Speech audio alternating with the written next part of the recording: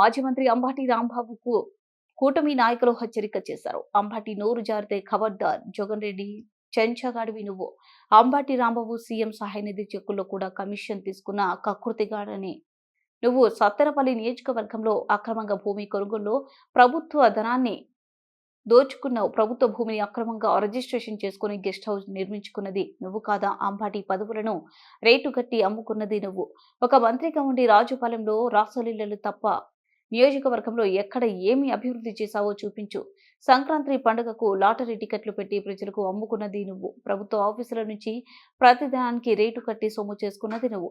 మహనీయుల హవిలాల గోపాలకృష్ణయ్య పార్క్ ఏర్పాటు అభివృద్ధి చేసింది తెలుగుదేశం పార్టీ. ఇతనికి అంబటి రాంబాబు గారికి బిల్లు ఇచ్చారు. మరి నువ్వు ఇలా అవాకు జవాకులు పేలకుండా మంచిగా గుంటూరు వెళ్ళావు. గుంటూరులో నీ రాజకీయ కలాపాలు చేసుకో.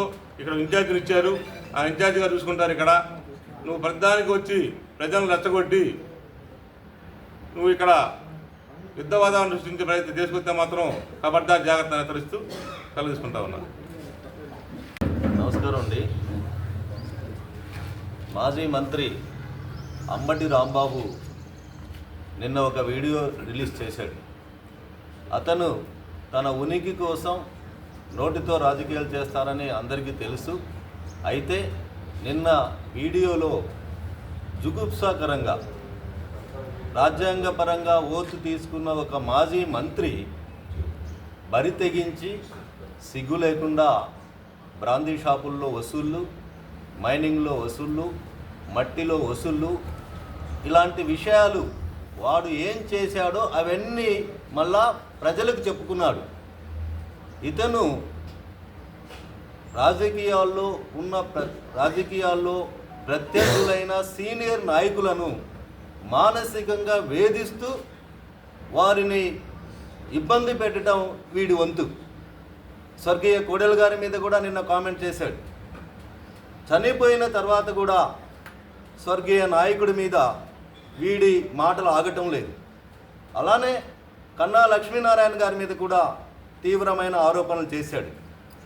ఏం చేశాడు? ఇక్కడ బ్రాందీ షాపుల్లో డబ్బులున్నాయి, లేకపోతే ఇసుకలో డబ్బులున్నాయి, పీడిఎఫ్ రైస్లో డబ్బులున్నాయి. ఇవన్నీ వాడు చేసిన పనులు.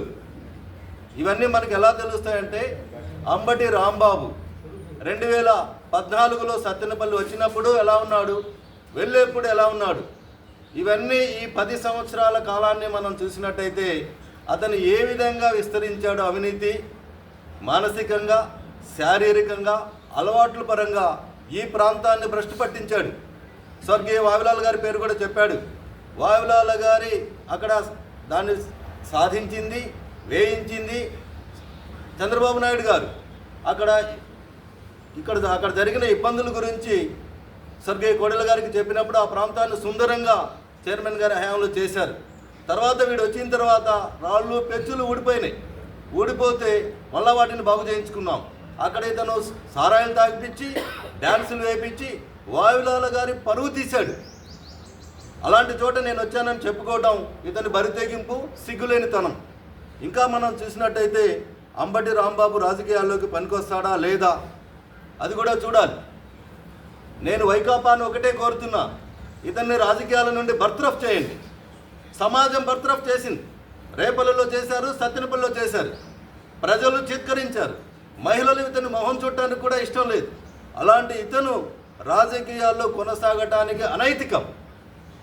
మళ్ళా ఇక్కడ మానసికంగా వేధించడం అని చెప్పానే, దరూరు నాగేశ్వరరావు గారిని, ఇంకొకరిని పేర్లు లాగుతాడు, వాళ్ళని ఇబ్బందులు పెడతాడు, వాళ్ళని ఆత్మాభిమానం దెబ్బతినేటట్టు మాట్లాడి పబ్బం గడుపుకొని రాజకీయాల్లో వీడు అంటే రాజ్యాంగత శక్తిగా మీ అల్లుడు ఇక్కడ పనిచేయలేదా? ఇన్ని లోపాలు మీ దగ్గర పెట్టుకుని మీరు ఏ విధంగా ఇక్కడ అడుగుతా ఉన్నారు? ఇంకో విషయం ఏంటంటే చివరిలో మీరు ఒక చమత్కారంగా మాట్లాడారు. కన్నా గారి, దరూరు నాగేశ్వరరావు గారి చెంచాలు రేపు ప్రెస్ మీట్లు పెడతారు, మాట్లాడతారని. ఇక్కడ చెంచాలు ఎవరు లేరు. రాంబాబు గారు, చెంచాగిరి అంటే మీ నుంచే తెలుసుకోవాలి. ఎందుకంటే రాయపాటికి చెంచాగిరి చేసి రాజశేఖర రెడ్డి దగ్గర గరిటెలా మారి జగన్మోహన్ రెడ్డి దగ్గరకు వచ్చేసరికి తెడ్డులా తయారయ్యి ఆ తెడ్డే జగన్మోహన్ రెడ్డికి ఎక్కడో గుచ్చుకొని ఆ పార్టీ కొలాప్స్ అవడంలో మీరు ప్రధాన కారకులని చెప్పి మేము ఆరోపిస్తా ఉన్నాం. అటువంటి మీరు చెంచా గురించి మాట్లాడే అర్హత మీకు లేదు. చెంచాగిరికి బెస్ట్ ఉదాహరణ మీరు చెంచాగిరి చేయడం వల్లే మీకు రాజకీయాల్లో అవకాశాలు వచ్చినాయి. మీరు ఎమ్మెల్యే అయినా మంత్రి అయినా కేవలం మీ చెంచాగిరితోనే వచ్చింది. ఇప్పుడు మీరు చేస్తున్నటువంటి వీడియోలు కూడా పవన్ కళ్యాణ్ గారి మీద కానీ కన్నా గారి మీద కానీ ఉద్దేశపూర్వకంగా కేవలం మీరు ఎందుకు వస్తారు వారి మీద విమర్శలు చేయడానికి? మీరు చెంచా కాబట్టి జగన్మోహన్ రెడ్డి దగ్గర మీరు వీడియోలు చేస్తూ చెంచాగిరి చేస్తా ఉన్నారు అవకాశాల కోసం అని చెప్పి తెలియజేస్తూ, మరొకసారి సత్తెనపల్లిలో మీరు చేసిన అభివృద్ధి ఏమీ లేదు.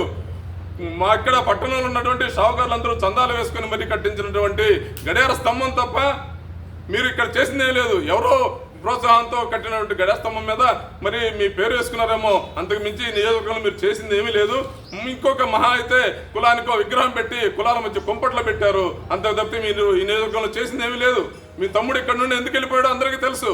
ఇటువంటి అసాంఘిక కార్యక్రమాలు మరి అప్రజాస్వామిక పాలన చేసిన మీరు మరొక్కసారి కన్నా గారి గురించి కానీ కూటమి నేతల గురించి కానీ మీరు మాట్లాడితే మీకు తగిన బుద్ధి చెప్తామని చెప్పి తెలియజేస్తూ సెలవు తీసుకుంటున్నాను. ధన్యవాదాలు. ముచ్చటేసింది. అలాంటి నాయకుడి కోసం, తెలుగుదేశం పార్టీ కోసం ఏవైనా చేస్తాం, ఎందాకైనా వెళ్తాం. అవాకులు చవాకులు పెళ్తే మర్యాద కూడా చెప్పి అంబటి రాంబాబు గారిని సభాపూర్వకంగా హెచ్చరిస్తున్నాను.